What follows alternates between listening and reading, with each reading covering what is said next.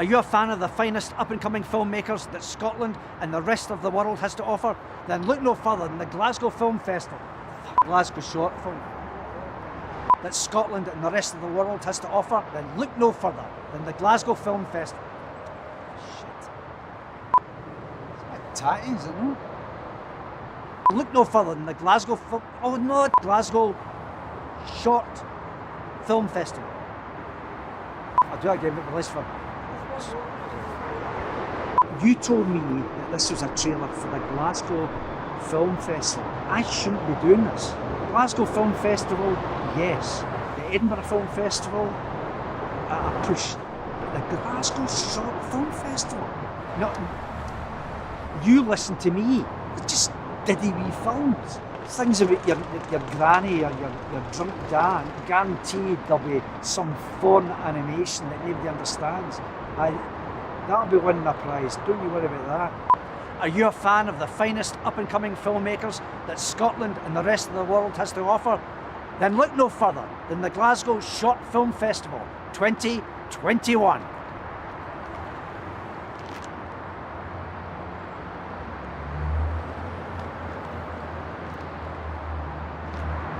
Could have a lick of paint.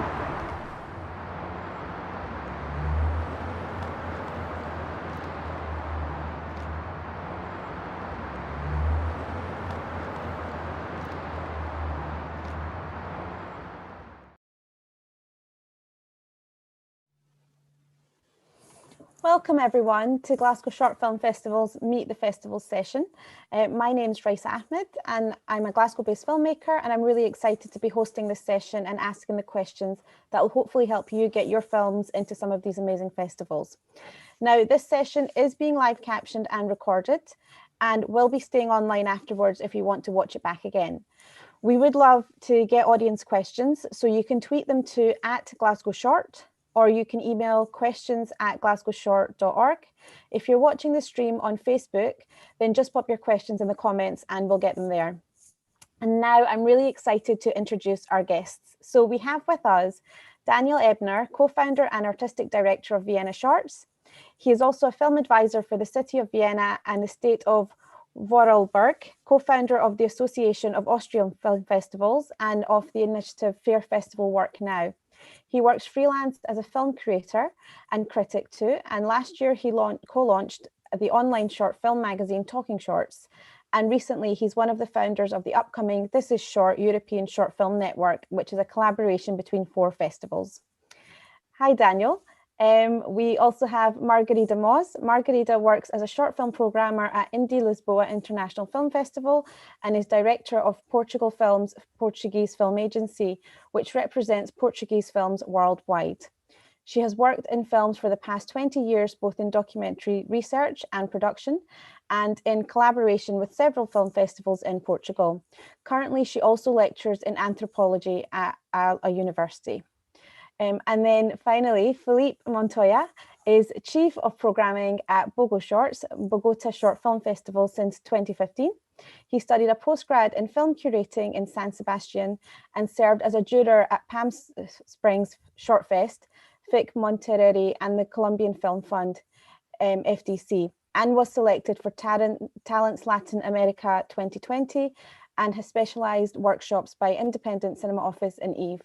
He's also worked for several film events in Colombia as a producer and press manager. So we've got a range of experiences, backgrounds, and festivals with us here. Thank you for joining us, everyone. Hope you're doing well. And I know it's really early for some of you, so we're really glad that you've joined us. So let's get right into it. I'm going to start off hopefully with an easy question. Could you tell us a little bit about the festival that you work with and what the approach to programming is at that festival? Who would like to go first? Should I start? Okay, I can start. I think it's indeed a question that we're kind of used to answer. Vienna Short is in its 18th edition now. We have a bit of a tricky history, if you want. We started out as a student film festival in 2004 until 2010, and we're trying out a lot of things, and didn't really know what we were doing, but we were just happy to try out. I think since 10 years now, we have quite a strong focus on short films and films that we think deal with the world around us in a very special way, in a way that that we might also not be used to, especially also from feature films. So we're not really interested in like this calling cards for features or something like that. But we're looking very much for films that are aware of the form that they're using and aware of the story that they want to tell. And also that doesn't need to be a story. So Austria has a big history and a big background of experimental cinema, avant-garde cinema. So we also have a quite a big strand of the festival for all kinds of non-narrative cinema. Yeah, like on a formal side, maybe it's we're Oscar qualifying as a festival, European Film Award qualifying. We try to engage a lot with other festivals, also as you said in the beginning in the introduction, trying to also collaborate with other festivals a lot, because I think this is a kind of a core of what we do, is that we think that we will always be better if we work together and not against each other. So I think as an introduction, this might be enough. Thank you. That's great. Felipe, can we come to you next? Of course. Thanks for the invitation. It's great to be here. Okay, Bogo Shorts is going to the 19th edition this December 7 to 14. We are located in Bogota, the capital of Colombia, and we started as a way to reunite the film community in Bogota in a little bar in a nice neighborhood in Bogota in 2003. And then we became like an international festival with a call for entries and everything. And right now we have several competitions, a Colombian competition that is Oscar qualifying for fiction, documentary and animation, an international competition, a genre competition for horror, science fiction, and fantasy related films, a beer competition, and an Ibero-American competition. And we also have other thematic programs, retrospectives, and stuff like that, and a market called the Bogota Shorts Film Market, that is focused in Ibero-American co-production. Ibero-American means Spain, Portugal, and Latin American, right? And yes, our approach to programming is focused mainly on building a culture of short film appreciation in Colombia, because I mean, the film audience in Colombia is not that used to this format. So we've been working on getting them the most rich diversity of short films from around the world, for them to understand how powerful this format can be. And that's why for now, we are keeping the distinction within genres and giving them programs in fiction, documentary, animation, experimental, and also a music video. But yeah, I think we are not that close to narrative or non-narrative. I mean, in the fiction category, we try to keep it mixed, so people that are not that the audience that is not that used to filmmaking can approach easily to our programming. Thank you. And Margarita, what about you?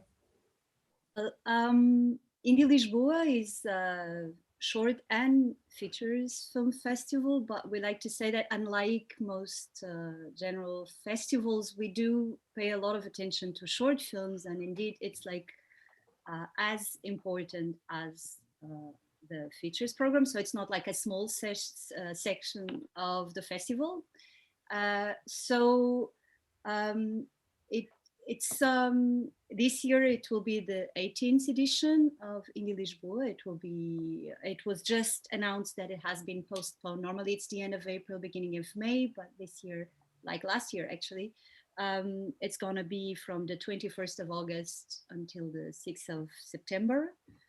New dates because of the pandemic. We're hoping, like last year, that we keep it just as a physical edition and not a hybrid. And it is divided in, like, there's a competition for features, there's a competition for short films, and the international competition is for first, second, and third films from a director. So after that, we also screen, there's the Sylvester, we call it, and it's for more established filmmakers or filmmakers that have done, features before. It's also competitive. There's also a competition, but it's not the main one. And then the festival is organized in retrospectives, and there's like indie music, which is not a video. It's not like videos, but it's really like documentaries about music or bands or and there's also a big part of it. It's Indie Junior. It's for children and takes place mostly in the morning. And then this year's retrospective that has already been announced is the French filmmaker Sara Maldoror. It will be our honored director that has been announced. And there's also Mouth of Madness. So it's more like this sort of crazy kind of section. So it's just organized in a lot of different ways. It's a big festival. We try as much as possible to bring people over, to have a lot of guests. Of course, since last year, it has been a bit less that, but so the idea is to keep it festive, like bring people closer to the directors so the viewers can, there's also Indie by Night that did not happen last year, but it's where you meet and those of you who have been here know that's where you meet everyone. So we're not trying to adjust to this limitations, but we keep it, and we kept it last year as well, like very festive. So yeah, that's all I can say about it for now. Thank you. So what do you guys look for in your submissions? We've got filmmakers that have tuned in, that are listening, hopefully taking notes. If they're thinking about what festivals should they be submitting their films to, what should they know about the way in which you go about your programming? Maybe I can start again.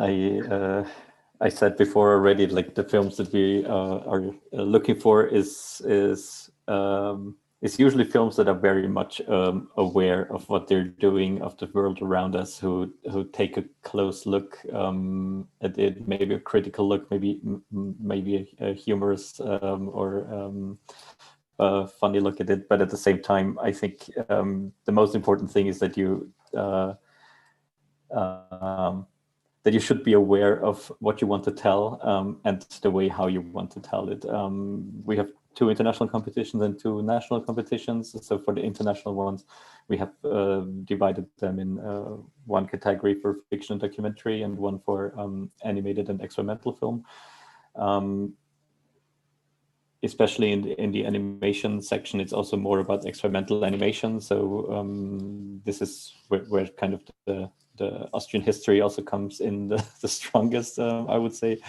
So narrative animation has a very hard time in our festival because we don't really have a program where we could put them. But in fiction documentary, we try to have a bit like Felipe also said, like to have not a very strong sense of this is now narrative and this is non-narrative or something like that, but kind of have a rather broad mix of approaches and styles.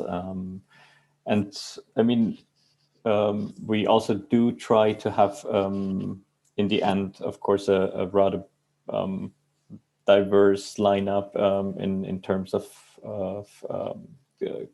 backgrounds and countries.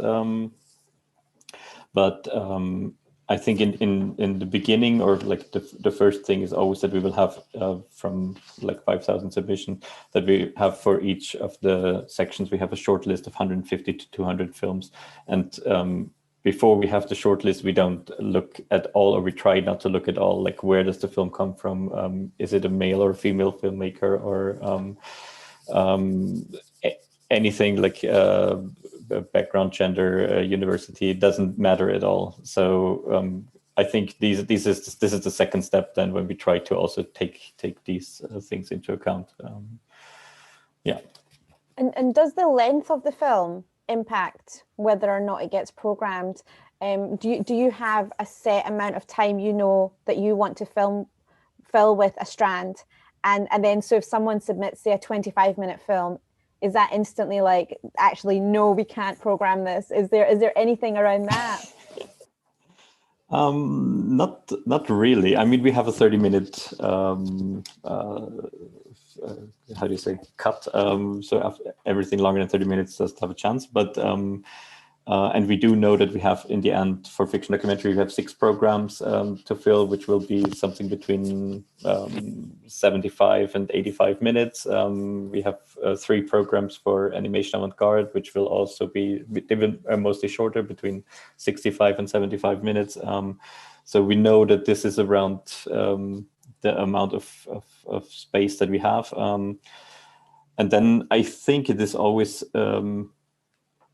after you went through the short list, you will always end up with films that might have the same length, and you start to compare those if they kind of can take up a lot of space in the program, if it's possible to have them both in the program, or if we have to decide in the end. And yeah, I mean, this is then, of course, at this stage, it's always like a very tough call to say, okay, this the length does then have a certain impact if it gets programmed or not. But I think until that stage, it's never an issue. Okay, that's good to know. What about you, Felipe? Well, Bogo Shorts has also a 30-minute limit for productions for the current year and the previous year, right? Depending on what year we're in.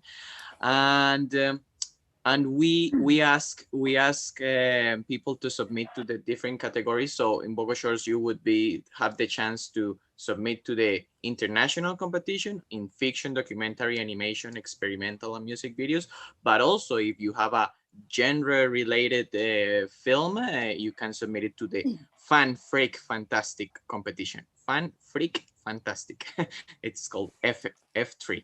And yes, as Daniel said, it's a matter of having a wide array of films, and it's about knowing what you want to say in your own way. I think it's a matter of authenticity more than originality, being true to yourself and what you want to say, and not trying to look like something. Don't try to make your film look like something. Just make it your own way.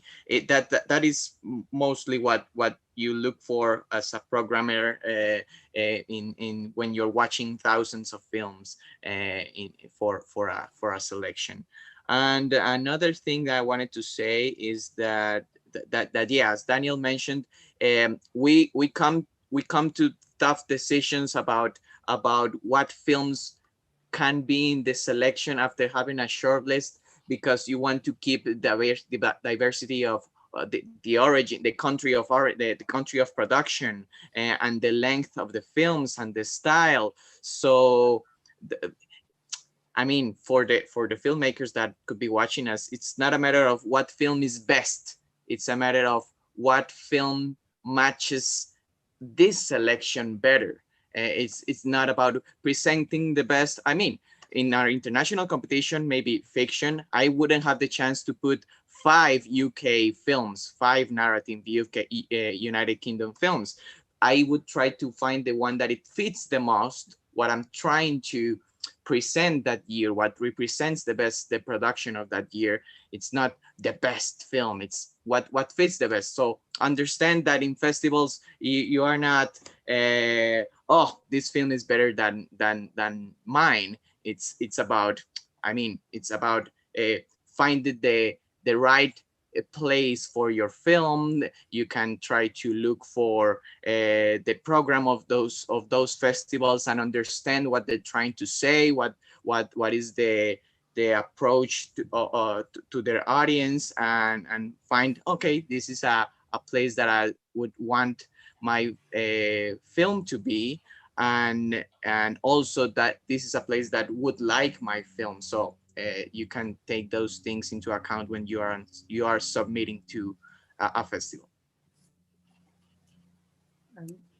And Margarita, what about yourself? Are you kind of aligned with what Daniel and Felipe are saying, or do you guys work any differently? Well, we do have, we don't have this length limitation of 30 minutes. We can go up to 60 minutes, which means that we get a lot of films that are not easy to submit to other festivals. So we get to see a lot of like 40, 45-minute films for shorts.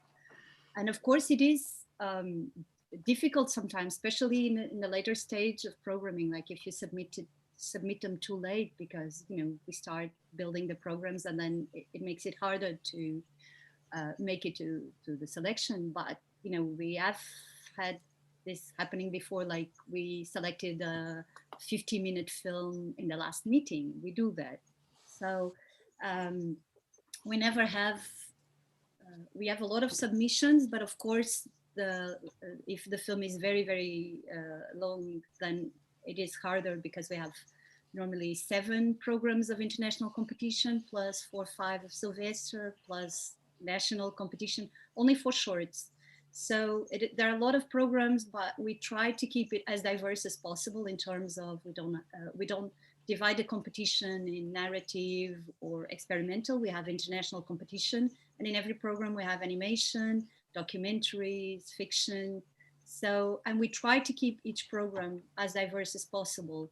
So the idea is that you go in, and even if you're more into, you're more sort of a fiction person, that you like to see nice fiction shorts, and you can be also surprised by some experimental film, and eventually films that aren't as easy for the general public. People build this taste of, getting used to seeing different things and different suggestions. So we try to keep it diverse in genre, plus in origin. But like Daniel, we don't do this on purpose. Like we don't like, oh, this is like a male director, a female director. Only at the end we count them, and we have been surprised in the past by the fact, like I remember one particular year that by the time we ended the program and we started counting, we had more female directors in the international competition than male, just by 1, but still it was more. And we were so surprised, because it was never our intention to do so. It was, and that made us think that, okay, this is how it should be, that everybody has the same opportunities. So I don't know, because sometimes it feels a bit frustrating that you reject more films than you select. So it's not that, when you tell people like, oh, I program for a film festival, everybody goes like, wow, you get to select good films. You also get to reject some very good films as well, and that's very painful.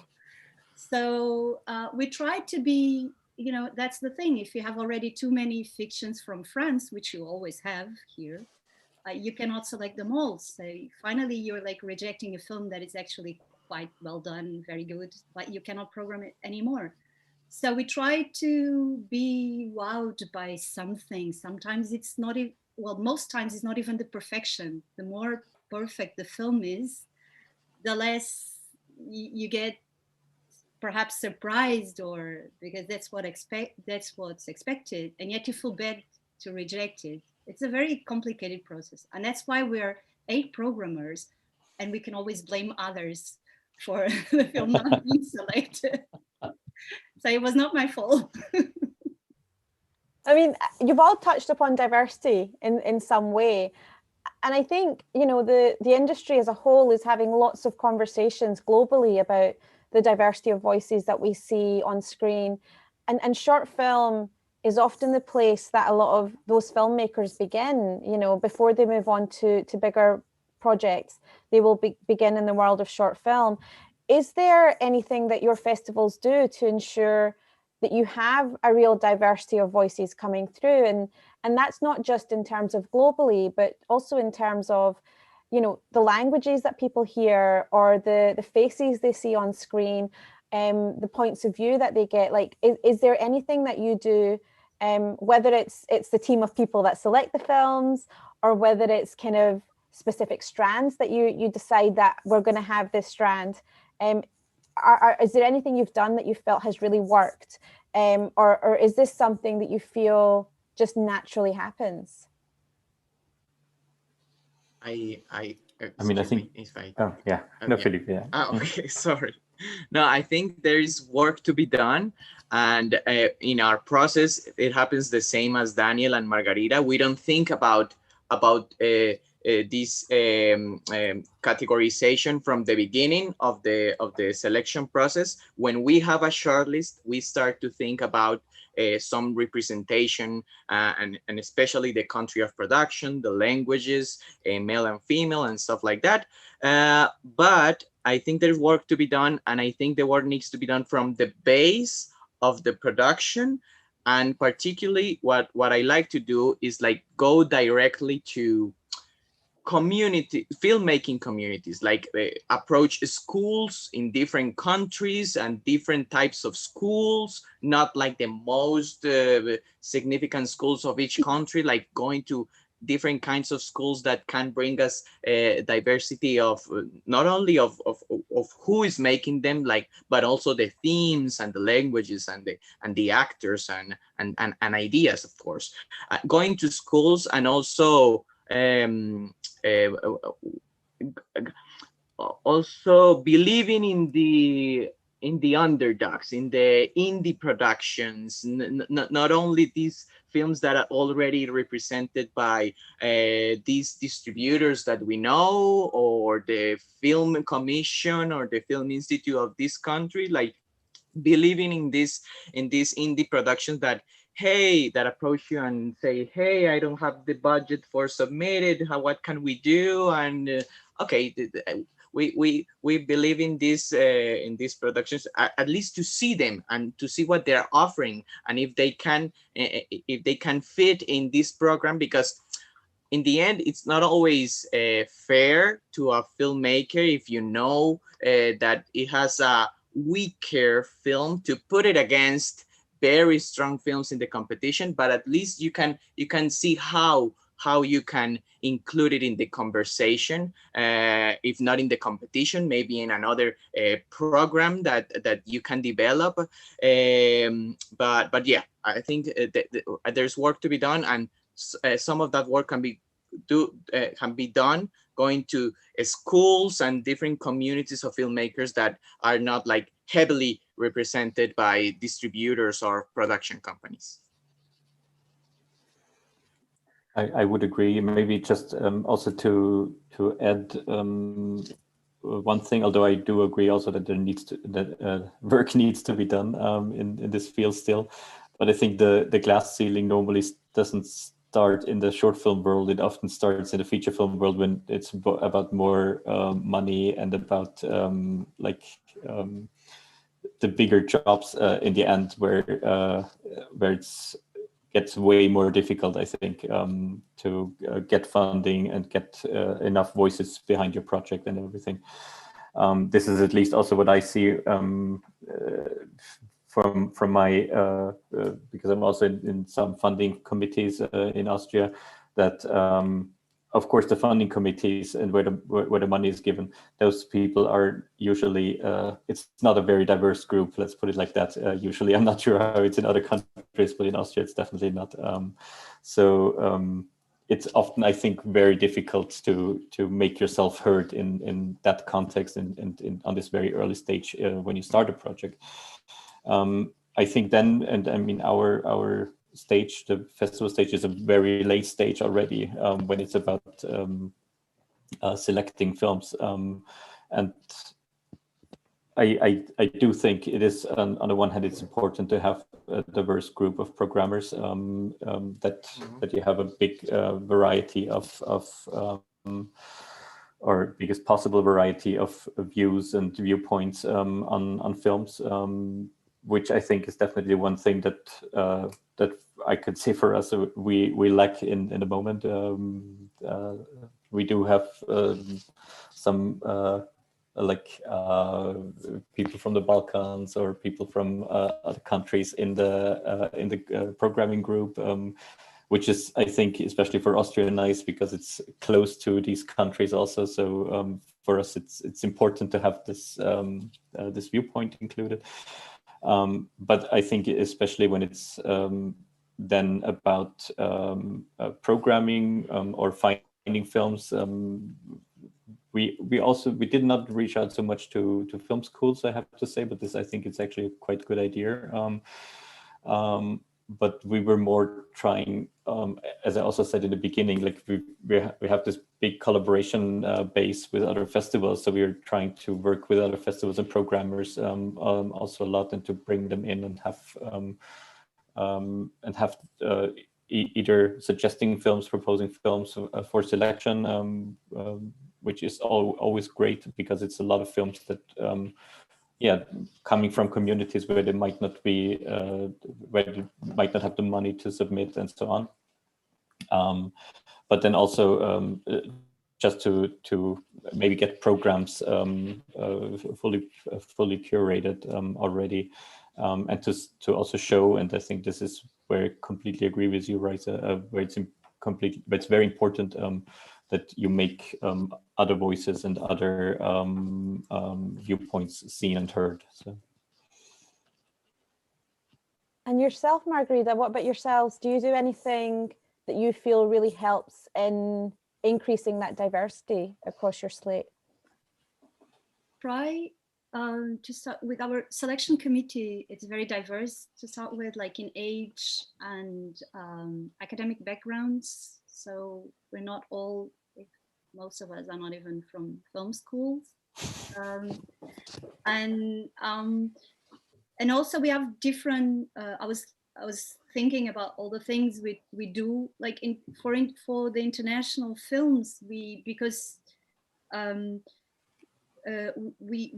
we bring directors over during the festival, and then we keep connected with them, we sort of follow their work from then on, and we keep very close with them, and then eventually we ask them to help us reach out for their own, filmmakers community in other countries. So every time, we go through, we become friends or close in some way, and then they send us films. So we try to expand this way in terms of international.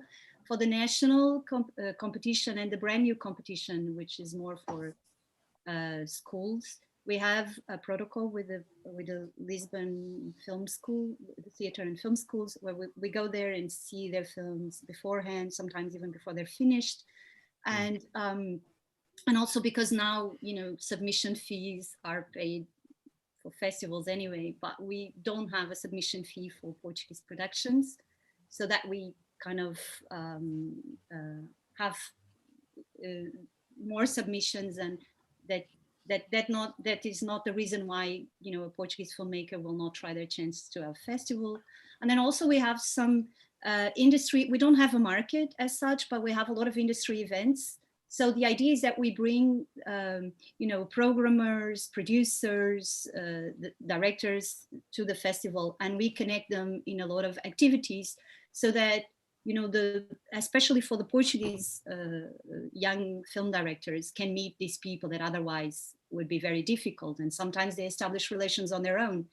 So even this Portugal Film, where I work, this Portuguese film agency, is also a project from Indie Lisboa, and it started exactly because we wanted to, in a more systematic way, to promote these younger directors, those who do not have a big production company behind them, and to help them reach international audiences and festivals, because we did have these connections, and whereas they didn't. So we represent a lot of school films and very young directors, And that's the idea, to promote also Portuguese film. And also we receive from other, smaller distribution companies. We're not like a big distribution company, but we try as much as possible to do this work to,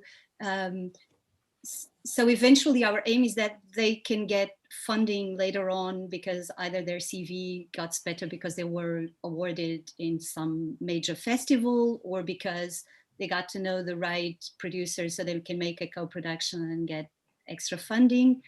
And this is also, we're very aware of this while we're programming the festival, both national and international competition. And we do believe that, in the end, you get better films if you help them make better films themselves. So we're always winning in that sense. But we are very aware of that. And we invest a lot in this exchange of views and proposals and stuff.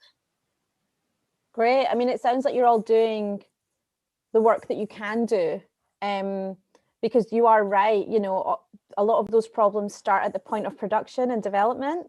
And if you don't have the films to show, then there's really not a huge amount you can do about that. I mean, are there any films that you feel like you just don't get enough of, or you feel like in all your years of programming, you would have thought you would have come across something, whether it's from a specific viewpoint, or you're just not getting enough of, or you don't see enough of? Is there, I mean, the answer might be no, but is there anything you feel like that you have been missing? That's a really good question. I mean, I know sometimes we don't know until we see it that we've missed it. Yeah. But, are there voices that you feel like, gosh, I've never, or I've very rarely seen this voice in the short film world? I think, can I start this time, Daniel? Of course. I think not so much in terms of what kind of films, but some countries are underrepresented for sure, and some continents. I mean, African cinema is very hard for us to receive any films from Africa, or and even when you do, they're normally co-productions, or the director has studied in some Swiss school or some French school. So some countries, obviously, it's very hard to see films from there, and we would like to have more of those submissions, and even help them submit. And sometimes we're asked, and we help them with waivers and stuff, because the more we get, the more people get to know our festival. And by showing more films, we're also in a way improving the production in those countries. So I think eventually it's the more the country representation that it's not even, the amount of European films we get. Of course, we are in Europe, but also like because of our connections with Brazil, we get a lot of Brazilian films, but maybe not all Latin America is represented in the same way. Or even Asian countries, some Asian countries are also very hard to get. And it's probably because they don't even know we exist as a festival eventually, or how to reach us. There's so many festivals. When you're submitting a film, you don't know, and you have a small budget for the submission fee. So then you think probably that you all want to go to the big ones. And sometimes it's easier to make, your way in this festival. So in that sense, it would be good to get more films. In terms of, if it's fiction or documentary or experimental, I think we're quite well represented, I would say. Building on what Margarita said, I totally agree that it's the main issue would be like an even representation of different countries. Like even in Latin America, being a Latin American festival, I receive hundreds of submissions from France alone, but a few dozens of films from countries like Ecuador, like Bolivia, even less than 10 by year. It's really weird, but it's a problem of they don't know the system that we have created in the film festival industry, to call it something, of submitting and paying a submission fee and using this platform or this other platform. And it's a problem that starts in film school. Like when I was in film school, my teachers didn't teach me at all about distributing my films. They thought that it was like something that you have to manage yourself, and they didn't put an effort in helping us understand what distribution really was. So if film students are hearing us right now, like make sure you learn that. Ask your teachers for that. Go to film festivals to understand what the process is and share it with your colleagues. I mean, if you're a distributor, make sure the rest of your team, I mean, if you're a producer in your film, school film, make sure the rest of the team understands that, so they can spread it around and know that this is what you have to do. Like just create an account in Shortfilm Depot or the other submitting platforms, and try to move your film around. And a lot of film schools or independent filmmakers in Latin America, Asia, and African countries don't know that. So we have to make an effort to make them understand the process or make it easier for them and approach them directly so you can get those films. Daniel, did you want to add anything? I think most things have been said. I think but it's then not only about countries. I think it's also about certain communities that that have where we have a hard time reaching them. Because also it's kind of not a common knowledge, like how this festival circle just works. And I think if you're in a film school, then you're already quite privileged, because you might have a chance that someone knows how the distribution circle works. But then there's so many communities, and when I was on the jury last year for a small festival in Vienna for young people till 22, or to the age of 22, and like just to see the variety and the different kinds of communities creating films, making films, working with film, with moving image in the most diverse and crazy way. It was so, they didn't even know that this kind of festival circle existed in that way. It was not a it was just not a common knowledge. And I think it's also hard to make people aware of that. So I think what we can do is try to reach out as much as possible, but So demystifying the process, and as an industry, building in those ways in which even those that don't go to film school kind of have somewhere to go where they learn the process. Yeah, and I think that's probably exactly something that ripples through a lot of elements of what we do and this industry. I'd just like to remind everyone that we can take audience questions. So you can tweet them to us at Glasgow Short, or you can email them to questions@glasgowshort.org, or leave them under the Facebook stream. So we're happy to do that. Okay, so I'm going to ask you something hopefully easy now.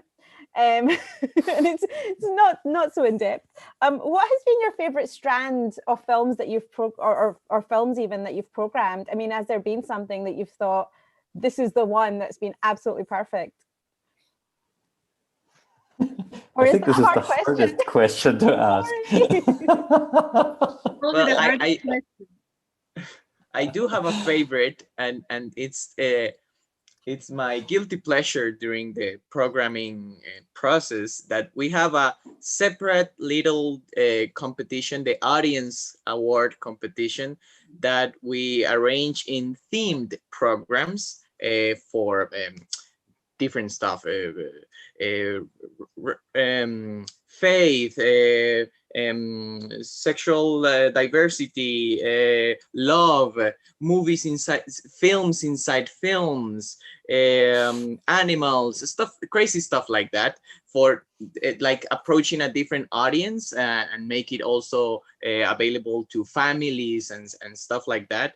And my favorite is the movies inside the movies program. Like, I always like to find these films and about about filmmaking, and there's a lot of crazy stuff and nice stuff out there that reflect on the creation of films, and it's always something really fun to watch and to make, especially watching, I mean, short films, usually from film schools and film studios that are trying to understand what filmmaking is.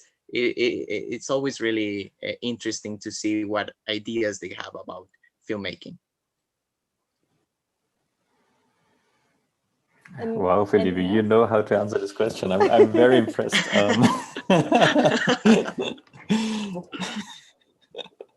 No, I mean, I think if it's kind of what you say, you have a kind of films or like a certain genre that you like. What I can say is that what I always enjoy and look for is films that are talking about the future without being like Sci-fi. Sci-fi, yeah, like classic sci-fi, but kind of try to tell me something that or show me something that I might not be familiar with, or just hasn't been invented even, but it is portrayed as if it's already, like, I don't know, everything that works with maybe future developments is something that I really enjoy. If it's yeah. And I don't need the robots or anything with that, so it's yeah. And what about yourself, Margarita? Anything that you thought, this is my perfect strand?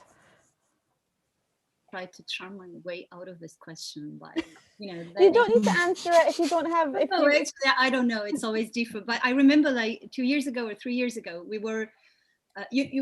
We work as programmers. We're 8, and every film that makes it to the program has to have 5 votes at least. Like, and we always have to say, Miguel Valverde was one of the directors of the festival, and he started this, that we all have to justify why we want to film in or why we don't want to film in the program. So we need to develop this, arguments to persuade others.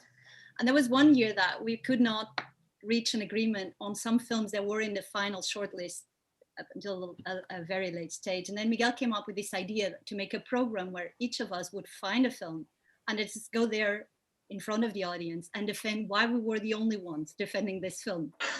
And that was one of my favorite programs ever. It was amazing. It didn't have a lot of people because, it's never programmed in prime time or anything. It's just like this side programs. But those who attended this session were very, very pleased with it. We had very good feedback. Of course, in the end, because we're 8 and everybody liked films, like 30-minute films and things like this, we had to group to defending the same film. My film was very short, so I was able to defend my own. And why we liked it. And it was not that there were difficult films, and some films are really, really difficult to program because they are completely out of the logic of the program. Like Filippo was saying, that in the end, you need to see if the film fits the rest of the program or if it flows with the rest of the program. And in this case, we didn't have it. And in the end, it was an amazing session.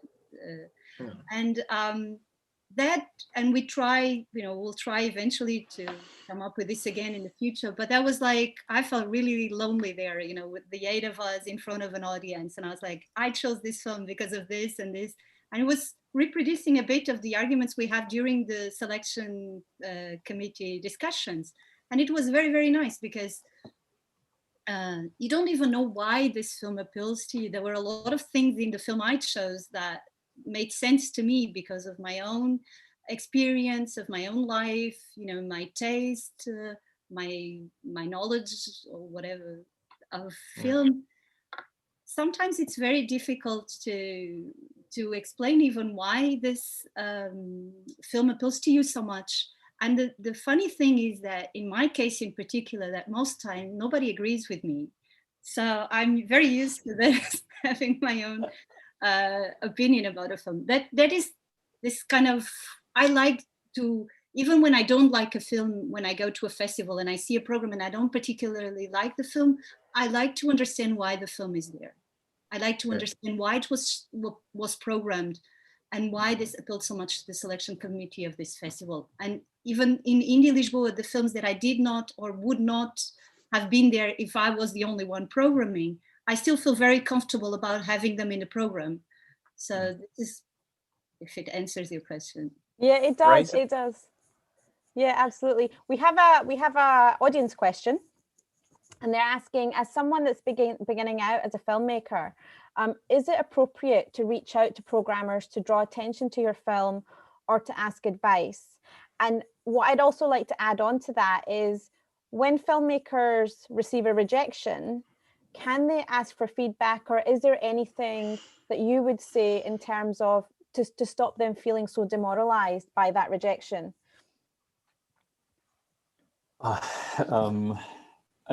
I think this is one thing that what also Margarita said before. I think the most difficult part is to send out the rejections, and especially as there's very often extremely strong films that you would love to program, but it's just not. Daniel, I think we're losing you a little bit. In the end, if you have missions and am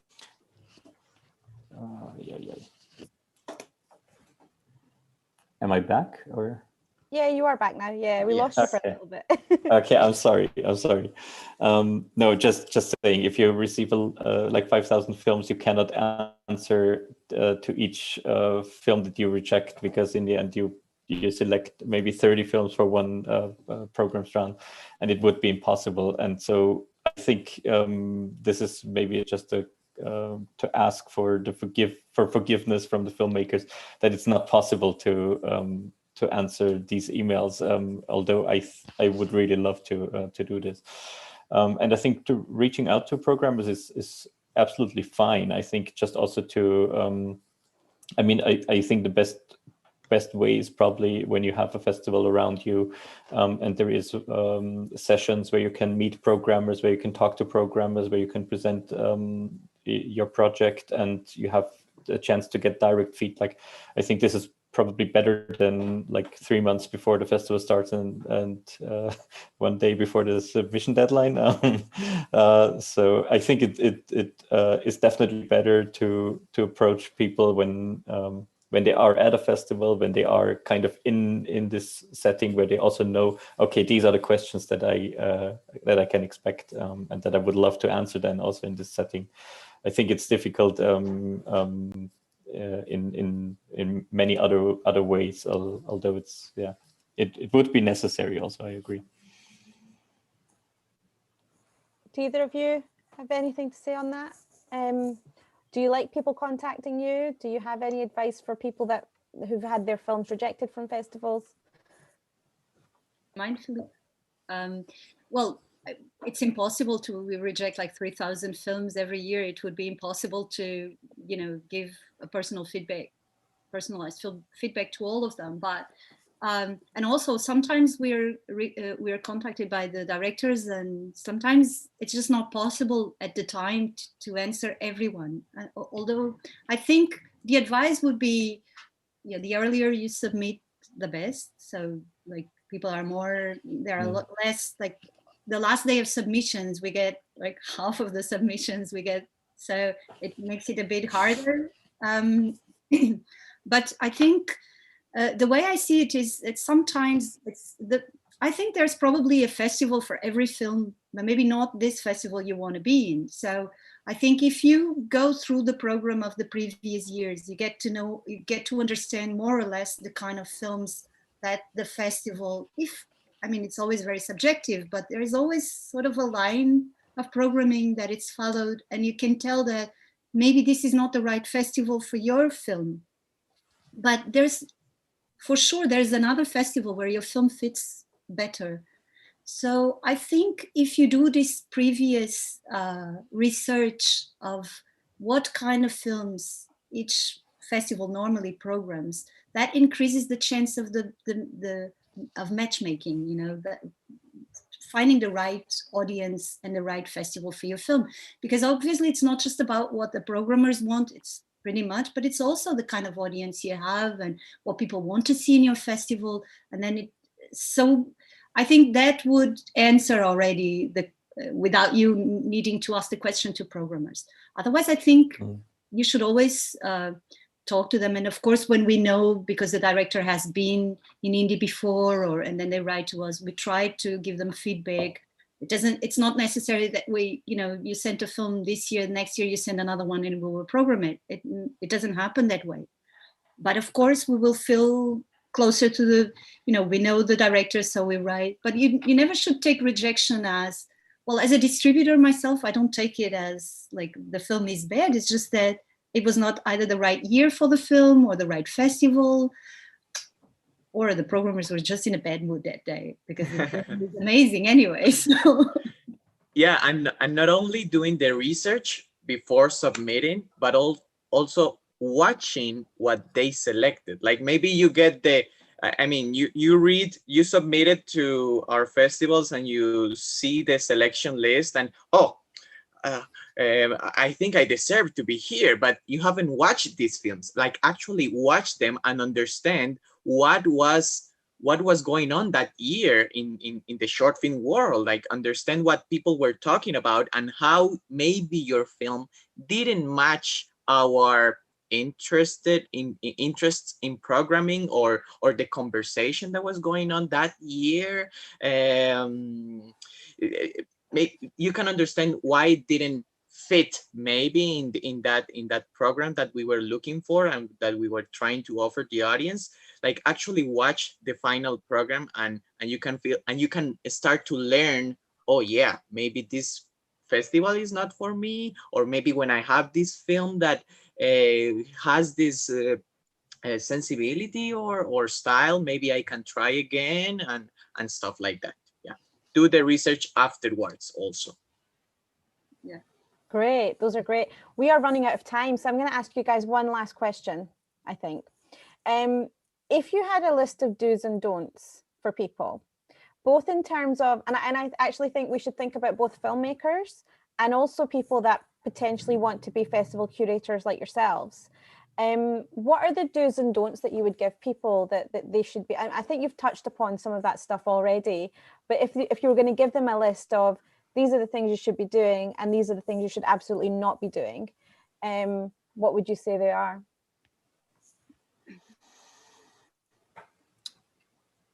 In terms of filmmaking, maybe I can say one thing, because this is a thing that we see a lot, and that never try to cover your mistakes with music, because it's always like music has such a strong impact on everything, and I think this is one thing that is tried a lot, that you try to hide what might have gone wrong by just putting a lot of music on and so on, but this is something that never works, and as soon as you see it in a film, you will always know, okay, this will not have a chance. Like this is, I think, one thing that you also react very allergic to in a way when you watch a lot of films in a row. That's maybe just one thing from the filmmaking side. The other thing, I think what was already said before also, it's good to either try to find a distributor even like beforehand, before you make a film, because they will probably know much better. They know the festival world and they might know much better which festival could be a fit for the film. If you don't manage to get a distributor, because of course they are also not, there's not so many out there, be careful with where you submit and what you want to try. Not if it's your first film, Cannes might be the right address, but it's most probably not, or Berlin or Locarno or whatever. Of course, you can try to get in these festivals, but it might also eat up a lot of your submission money in on a very early stage. So it might even be better, because they're very expensive also to get in. So it might be better to try a run in a different way, especially if you're in the beginning of your career. And definitely try to go to festivals and visit festivals, and also see what is selected. It's not possible with every film, or with every festival, of course, and it's also not so easy to do this research afterwards, after you might have finished a film and have been rejected often or whatever. I completely understand that, but I think it's also an important step in the process.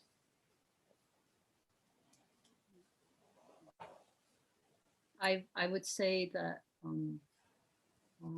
think, yeah, the music advice was good.